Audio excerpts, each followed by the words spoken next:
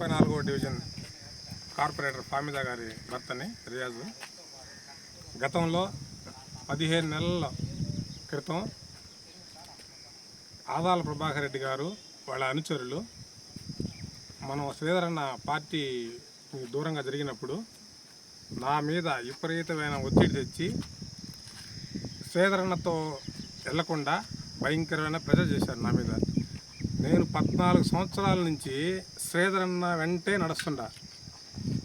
నేను శ్రీధరన్న 14 సంవత్సరాల నుంచి వెంటుంటే నన్ను ఒక స్థాయిలో గుర్తించి నాకు కార్పొరేటరు నా భార్యకి కార్పొరేట్ టికెట్ ఇచ్చాడు. నన్ను ఎంత బాగా చూసుకున్నాడంటే అసలు సొంత తమ్ముడిలాగా చూసుకున్నాడు నన్ను. ఈ ఆదాల ప్రభాకర్ రెడ్డి వాళ్ళ అనుచరులు ఆయన వెంట వెళ్లకుండా భయంకరమైన అధికారంతో ఒత్తిడితో నా మీద ప్రెజర్ చేసి పోకుండా చేశారు. సరే అని నేను గమ్ముగా ఉన్నాను. తర్వాత ఈ శ్మశానం శ్రీధరన్న ఆయన సొంత నిధులతో 33, 34వ డివిజన్కి సంబంధించి ఈ శ్మశానానికి ప్రహరీ గోడ ముస్లిం ఖబరస్థాన్కి గోడ సొంత నిధులతో నిర్మించాడు డబ్బులు పెట్టి. ఆ రోజు ముస్లిం మత పెద్దలంతా కలిసి ఆయన శిలాఫలకాన్ని ఏర్పాటు చేసుకున్నాం మేము సొంతంగా. ఆయన గోడ కట్టాడు కాబట్టి ఆ నెపంతో మేము ఎలక్షన్ ముందు ఆదాల ప్రభాకర్ రెడ్డి గారు నాకు 6 నెలల ముందు పిలిచి దీని గురించి నేను సమస్య చెప్పినప్పుడు ఈ శిలాఫలకం ఎందుకు ఉందేడా దాన్ని తీసేసి అని చెప్పాడు. నేనేమంటే దానికి ఒప్పుకోలే. అది పాతది కదా మనం ఎందుకంటే లేదు అది ఉంటే నీకు చాలా ఇబ్బందులు అవుతాయి, మనం ఏం చేయలేము, దాన్ని ఏదో ఒక విధంగా తీసేసి అని చెప్పాడు. అప్పుడు నేనేందంటే ఈ రోడ్లు వేసే నెపంతో బళ్ళు పోవని చెప్పి దాన్ని పగలగొట్టి పక్కన వేయడం జరిగింది.